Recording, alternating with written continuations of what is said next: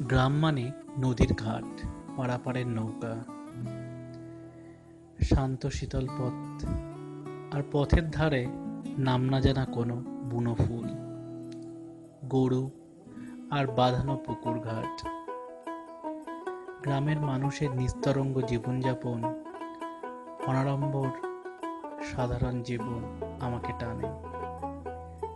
অবাধ্য ছেলেদের দস্যিপানা, গাছে চড়ে বেড়ানো, আর মামাবাড়ির গোলাটা আজও আমার কাছে এক বিস্ময়। কিন্তু এবার মন ভরল না মামাবাড়ির গ্রাম ঘুরে এসে। বেড়েছে ইটভাটার দাপাদাপি।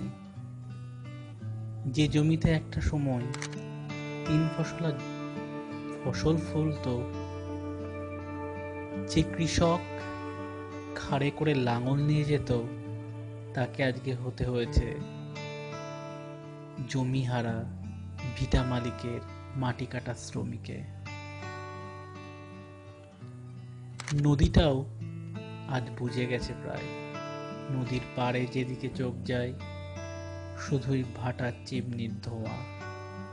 তারা যেন বলছে আর কিছুদিনের মধ্যেই পুরো গ্রামটা গ্রাস করব এই জঠর জ্বালা।